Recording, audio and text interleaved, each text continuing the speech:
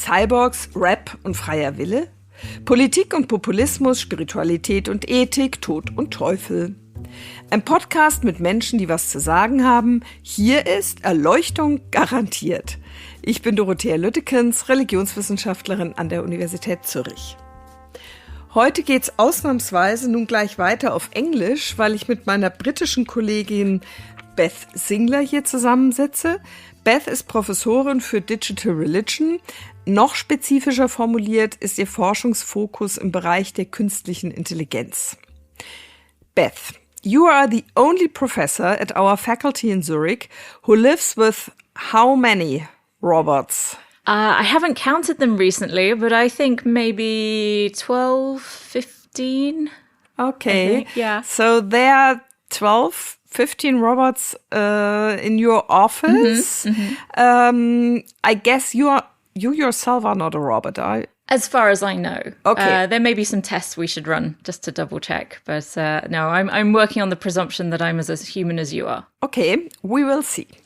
I think you are the only one who manages to visit 5 fun parks from Disney World to SeaWorld in Florida in 6 days and survive, again, how many roller coasters? Again, I think maybe we went on about 6. The last one really was the absolute limit for me, and I stopped going on them. But I'm a person who's very afraid of heights. I don't like going fast, but my son does, so I went on them with him. So obviously you are a very brave person. Oh, very stupid. Might be another way to think of it. No, I had to do this for the entertainment of my son, who is the light of my life. Oh, okay. So that sounds pretty religious already. Maybe. What you experienced in Florida, was that also interesting for you as a scholar, or was it only being a mother? Oh, no, absolutely. There's a lot of existing academic work on the popular religion that is expressed when people get very engaged with fan culture, with theme parks, Disney in particular. I know there's some excellent work available on people's understanding of Disney as sort of taking a religious role in their life. You know, I'm not someone who's been a lot to those sorts of theme parks, but you could see amongst the visitors that, yes, some people are prepared way in advance. They wear family T-shirts saying it's let's say the Smith family visit to Disney, and there's Smith dad, Smith mum, and they've all got different themed T-shirts. There's the almost ceremonial wearing of the Mickey Mouse headband with the ears, lots and lots of variations on that. The way people go year after year. It sort of falls into categories of things we might talk about as implicit religion or vernacular religion. There's various different interpretations, but absolutely it's hard not to have the anthropological eye when you go to such fascinating places of culture and society and communal activity. Yeah, you are an anthropologist by training and a scholar of the study of religion. And that sounds that could be a pretty interesting course. Oh, yes, absolutely. I want to explore, there's one of the things I want to work on while I'm here is that overlap into popular culture of religious ideas and how also popular culture can filter into religious innovation. A lot of my previous research was on specific new religious movements and the New Age movement. And there's still a wealth of material we can explore in how people create their religious identities, both on and offline, and how science fiction, fantasy, horror sort of imbues those religious identities with particular forms. Can you give us an example? Yeah, so I've worked previously on Jediism, which, if you're aware, in the UK, we have Perhaps you have to explain what that is. Yes. Okay. So if you've come across the Star Wars films, within the Star Wars universe, there are individuals who have access to something called the Force, and they are usually trained by an existing Jedi master in the use of the Force. And the mind of George Lucas, who created Star Wars, he was very inspired by the monastic system, by Buddhism and ideas of holism. And he sort of put put these ideas into the conception of the Jedi and Jediism. And then I've looked at how some people in the real world have taken those ideas and see them as inspiring for their religious and spiritual activities. So they don't necessarily, and I've spoken to Jedi, they don't generally believe that the world of Star Wars... So they talk about themselves as Jedis. Yes, but they don't believe that the world of Star Wars is real and the Yes. actions of Darth Vader and everything actually happened, but they see it as an inspiration to their own religious creativity. So in the UK, we have a large census every 10 years, and they ask questions about religious affiliation. And in 2001 was the first time people started writing in Jedi or Jedi Master or Jedi Knight. And I think there was something like 360,000 people in the UK wrote down Jedi. 10 years later, it was about 176,000. It's difficult to understand. So they don't believe in this world, but at the same time, they practice.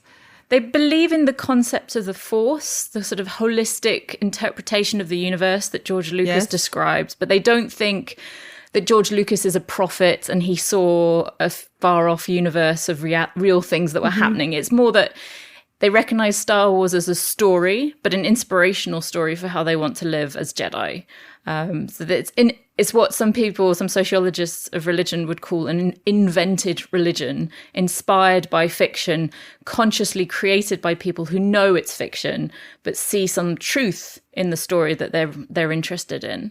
So could one compare that with some Jews or Christians or some Muslims who think, or Hindus who think the Bhagavad Gita, the Quran, the Bible is full of inspiring narratives without believing that these kind of stories really happened? Yes, I mean, I guess the difference is in how long ago the stories were written. We have an assumption that things that are older are in some ways more true. And they recognize, obviously, the first Star Wars film came out in the 1970s. We're not talking a very long time ago.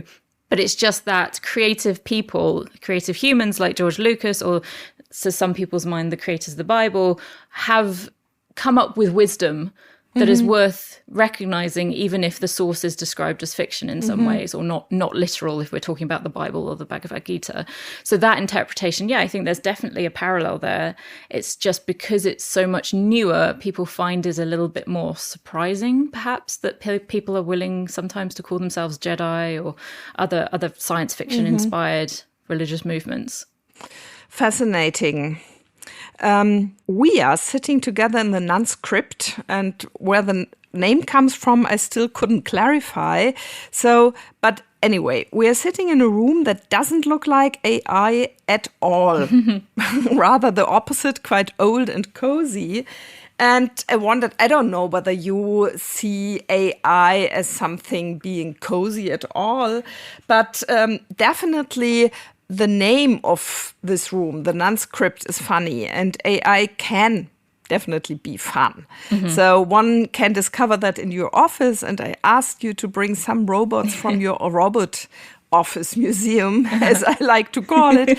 Can you tell me a little bit more about them? I mean, I see them here on the table, and you can see them, but the podcast people who... So the first thing to say is they are not literal robots. People get very disappointed that I don't have, a Roomba in my room or an actual Asimo, but I have a what in your room? A Roomba, the robotic vacuum cleaner, as an example of a contemporary robot.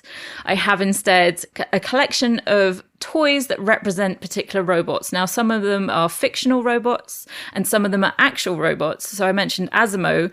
Again, podcast listeners can't see this, but I have a small keychain of Asimo, who is a Japanese robot that I actually visited at the Tokyo Museum of Science and Emerging Technology, where he does, I think, 2 shows a day, comes out, does a little performance for the families, goes away again. He's a very advanced humanoid robot in terms of his ability to balance and to do different actions. And then the other ones I've brought are ones that are more from science fiction. I have a K2SO toy from Star Star Wars. I'm obviously interested in Star Wars. Lieutenant Commander Data from Star Trek Next Generation, which was probably the first robot I was really aware of as a child, and one that has a lot of influence on some of our philosophical conversations about what it means to be a person, because Lieutenant Commander Data was an android who served on the Star Trek Enterprise and always was on a quest to become more human. He's sort of the Pinocchio character of the series. And then I have a robot scientist who's running a diagnostic on a small plastic robot, just to show also there's the human-robot interaction that goes on. So he's my only human in my robot army, but he is a scientist who's trying to figure out what's wrong with his robot. Yeah, you already mentioned Japan with Yes. regard to this little cute guy. And I liked a comment from you about the misleading concept of West and East. Yes. You spoke about that some time ago. I don't know whether we talked about that during lunchtime or it was on one of your podcast sessions. I don't know. But the idea of the so-called Western world being not so affine to robots and AI as the so-called Eastern world. So I really, really appreciated that you do not follow these stereotypes of a Western and Eastern culture. And yeah, you are already nodding. It is one of my bugbears, and there are many other academics who look at the perception and reception of AI who agree that this is just a very simplistic binary that comes out of biases in the so-called, again, quotation marks, Western view of what happened with the Enlightenment, this idea that after the Enlightenment in the so-called West, we became more rational, but everyone everywhere else was still doing their irrational things. And it's sort of also a very bad techno-orientalism that says people in the so-called East, they have a heritage of Shinto and Buddhism, and that makes them less reasonable when they think about AI. It makes them more likely to see them as persons when they're not. And it just, it comes down to a discussion of how much animism there is in a culture. And the assumption is Western Shinto cultures is quite often associated with Yes. animism, and Christianity is not. The blindness is not seeing where we have animism existing in Christianity, particularly in vernacular Christianity, that actually... Give us an example. I totally agree, but... Yeah. Well, I spent a lot of time looking at sort of the overlaps of Christianity and the New Age movement and perceptions of angels in particular, and some of the ways in which, yes, you have your doctrinal interpretation of angels in Christianity, but the vernacular interpretation comes much closer to animistic interpretations of spirits in the world and their ability to do particular things. So going to doing field work amongst people who are both Christian and New Age interested, there'd be discussion of asking my angels to do particular things for me. One person I met was late for a meeting and she said, well, I was finding it very hard to find a parking space, so I asked my angel to help me, and then a parking space arose. So there is still that long heritage in so-called Western cultures of seeing the world as imbued with spirits, be they angels, kami in Japanese culture or otherwise. It's just that we have a meta-narrative of post-Enlightenment rationality that says we don't do the same things that other cultures do. And actually there's a lot more overlaps than people are willing to admit. And when it comes to AI and robots, it's a particular instance where you can see that animistic culture coming out again in the West, or so-called West. Can you explain where this link is between dealing with robots and animistic concepts or practices? Because of our tendency to anthropomorphize things that are not human-like, we see lots of examples of when people have interacted with robots or AI and see them as being imbued with animistic spirit, that they have agency on their own, that they have a persona of their own. It doesn't take very much for us to take that step. So even the most simple chatbots, even bots on Twitter that really display very simplistic language, still people engage with them and construe them as having spirit and agency within them. And that's only enhanced by the more sophisticated large language models like Chat GPT. Very specific case recently with Lambda, which was a Google chatbot that Blake Lemoine was working on. He claimed that it had already achieved consciousness even though he was an engineer who'd been working on it and knew it was designed and created specifically to be very convincing in its linguistic ability, but he took that one step further and saw the spirit inside it. So we're seeing a very quick slippage in our engagement with AI and robots to seeing them already having consciousness. And sometimes that consciousness as a term overlaps with things like spirits and agency and soul even. And that sounds scary for many people in the so-called West, or at least, in Switzerland. It's a concern. It depends where you're coming from with your metaphysical viewpoint as well. There's some very interesting research done by an organization called Theos in the UK, more specifically about religious interpretations, asking in surveys questions like, could a robot have a soul? And then also finding about people's religious affiliation. So do Christians think it's more likely that a robot could have a soul, or do you think... What's the answer? Actually, the statistics are very low on most religions and most even non-religious people as well, saying no, actually they think that a robot could never have a soul. I don't have the statistics to hand, but it's mostly negative. But still, they say they have a kind of agency or a spirit or personality. It's very easy for people to, because we have a language bias when we engage with both human and non-human others. We generally, this is a huge generalization, we judge their capability for intelligence by how they communicate. So if I talk to you and I'm very non-communicative, you may make some assumptions about how smart I am. But if I'm a chatbot and I'm very good at holding a conversation with you, we find that to be intelligence. It's the Turing test, basically. The Turing test was never a test for asserting consciousness. It was just that Alan Turing, the British computer expert and sort of founding father of artificial intelligence in some ways, he said, as long as it can pass for intelligent, we'll consider it intelligent. So as long as it speaks convincingly, we will then see it as intelligent. And there's a danger there. Put to one side the metaphysical questions for a moment. It makes people convinced they're dealing with a single agent instead of the product of a corporation that's making decisions on their behalf about what that product does. So the more we see AI and robots as individual agents, the less we see corporations making decisions about what they're going to be used for and what kind of potential harms there might be as well. So there's a big ethical, societal issue in the personification of AI. Now it's difficult for me to decide what point I kind of pick up in our conversations. So I'd like to come back to this ethical question because I know you are very aware of ethical issues with regard to avatars, for example. And you already mentioned Jetpods or Chat GPT.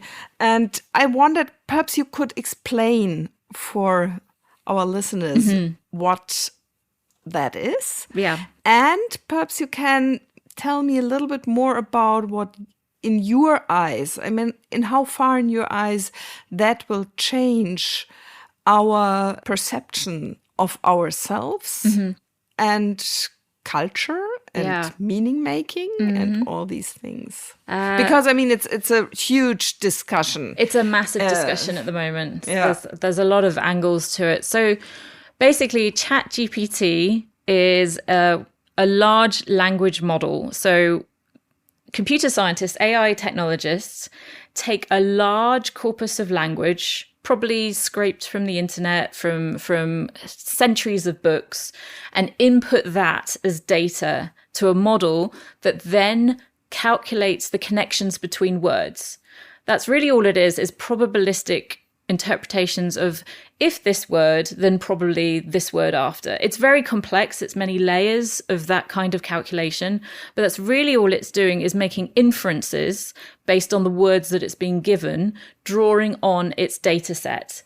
So when you go to Chat GPT on OpenAI's website, and anyone can do this, which is partly why it's so popular and exciting right now, because it's more accessible than a lot of earlier generative AI chatbots. You can put in a question and it's assessing those words and deducing what are the most logical words to come after it based on its immensely large data set. And it's been trained on this data set over and over again. it has limitations. People are now, exploring some of those limitations and finding that actually when you determine what's the most likely word to come next, it doesn't necessarily mean that that's true.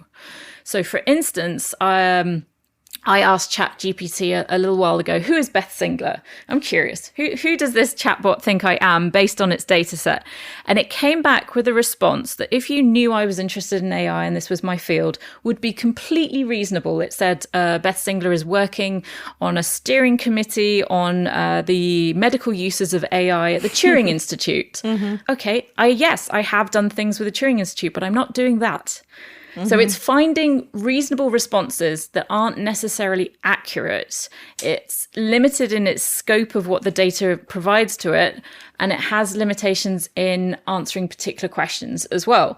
Now, the larger question about what's the impact of this on society, on meaning making, and on our understanding of what it means to be human as well, is that to my mind, this adds another layer between us and our search for information. So the pursuit of Chat GPT is partially about providing answers to questions online.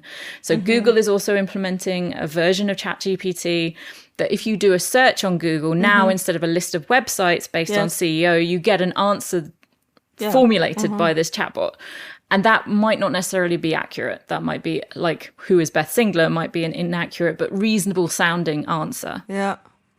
I have, as I said before, I've already heard comments from you that you see very relevant ethical questions. I mean, obviously with regard to that, but coming up too with regard to a metaverse and the existence of avatars. Yes. And again, perhaps you can tell us a little bit, very shortly, what is meant by the term metaverse, right, and what is an avatar. Okay. And I was very curious whether you could give me an example of an ethical challenge with regard to avatars. Okay, so the metaverse is a term from science fiction from Neil Stephenson's work in the 90s, and it basically refers to a collective virtual reality space with maybe subdomains, different particular themed areas, but just broadly a virtual reality space that we could go to and we could work there, we could be entertained there, we could find romance there, all sorts of options. But I need a computer to go there. Yes, you'd probably need some sort of virtual reality equipment, goggles, haptic suits eventually. It's been imagined by science fiction many, many different times, but the term specifically comes from Neil Stephenson. And a lot of corporations are very interested in this as a potential space for new economies, that we will not only pay to go there, but we'll also pay to exist there in various different ways and run businesses there. The kinds of ethical questions that come up around specifically being an avatar in that space is how much then that space is controlled by the people who are providing it. We had the same sort of questions with social media, but they're perhaps amplified when people are willing to live in virtual spaces, as is speculated. There's ethical questions around data as well. You would need ambient and artificial intelligence within that space to be able to provide the experience people want. And that also requires scraping data from people's behaviors, their interests, their likes. There's concerns about things like religious freedom. That's interesting. Yes. So, and how far is that a problem? At the moment, not very much, because the metaverse is still a kind of hypothetical construct. And are there not several metaverses? Yes. Yeah, we have competing corporations who are trying to develop the metaverse. Okay. There's also what you might call pseudo-metaverses, online games that already fulfill some of that potential. So Roblox for kids is very popular. My son plays a lot, but it's a virtual space where people can come together and build things together. But yes, if you're of a particular religious inclination, there should be concerns about how much you are able to be your own religious identity in these spaces when there's corporate filters. Freedom of speech might be curtailed in particular nations who have a particular view of particular religions. Freedom of identity is going to be a really big concern for people. But I mean, it's my choice to enter a metaverse or not. Yes, but you would have to sign up to the terms and conditions of the metaverse. Yeah. Also, as we've seen with social media, there's the social pressure to be in particular spaces. There's enhancement of career opportunities. think with some spaces it's been almost impossible not to be on there in the modern society if you're in particular roles and jobs. The metaverse might be like that to another degree. Our time is nearly over, but perhaps you could tell me a little bit about what you're at the moment fascinated, especially in your field of artificial intelligence and religion, spirituality. So one particular thing, I'm working on larger projects, but one particular thing I'm very interested in at the moment, I'm going to write a paper and do a keynote speech at a conference on, is whether, this sort of fundamental question I keep being asked in interviews about, could AI create religion? So it's going back to the roots of what that question really means. And? I mean, I would say, why not? Why not? Yeah, so that's one particular interpretation. I think it's good to unpack what we mean by create religion. So it's going back to my work on new religious movements, how they emerge, versus more metaphysical interpretations about revelation. Could AI be involved in revelation? Do people believe that? I'm coming at it again from an anthropological angle to see what is the current discourse around AI's role in creation of religion, but also its connection to our more theistic interpretations of the world. Does AI have a place for people in that process? And just again talking about. Can you explain that a little bit? So some theologians are exploring the idea that AI, as a part of the overall creation of God, is actually capable of some of the same things as humans. So that in that sense, yes, absolutely, by that deduction, AI could be just as responsible for performing revelation as humans could. I find that fascinating as a view. It's not, everywhere, but that's one particular approach. Or you can think about the role of generative AI like Chat GPT in creating texts. Could we see, it's based on a data set of existing texts, but could we see it creating completely original texts that seem closer to a revelation for some people than others? But I mean, completely original texts, neither, as far as we know from a historical point of view, neither scriptures like the Quran or the Bible, the Hebrew Bible or the New Testament or the Bhagavad Gita again are. They didn't came out of the space. I mean, well, yeah. Again, it depends on people's interpretation about revelation and what that means. So I'm trying to unpack all those elements to understand what people mean when they ask that question: could AI create religion? And again, like I say, from an anthropological perspective, there's lots of varieties of interpretation of that, and I think that's really interesting and a part of the current conversation with generative AI. Yeah. Okay, so now time is really over. I can see that Andy tries to tell me that. Finally, Beth, you are committed to learning German. Now, we spoke English, but you're able to speak a little bit of German already. Do you have some favorite German or Swiss German words? I like hearing the repetition of genau as like kind of para language. It's sort of a punctuation in people's sentences. I hear that quite often when I'm walking around. Can you repeat that? Oh, well, my pronunciation would completely genau, like, okay. Genau.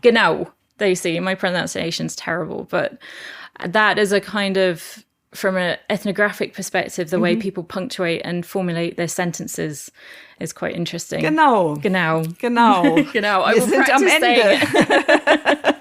Yeah, genau. Beth, it was very fascinating, very interesting. But I mean, I knew that before because we know each other already a little bit. And every time we talk to each other, I come back with fascinating and new ideas and new questions. So I'm sure that won't be the last podcast with you. And it definitely won't be the last conversation. Great. Thank you very much for the invitation to speak with you. Ja, thank you being here in Zurich. Thank you. Ja, das war ein Podcast der Theologischen Fakultät der Universität Zürich. Ich danke mal wieder Andi Gredig für die technische Begleitung und der Podcast-Schmiede. Und wir fangen tatsächlich an mit einem Instagram-Account, dank Charlotte Decker, die uns auf den Gedanken gebracht hat. Und wir freuen uns, wenn Sie uns da folgen. Wir freuen uns, wenn Sie uns weiter zuhören. Und wir sind spätestens wieder da in 2 Wochen am Freitag.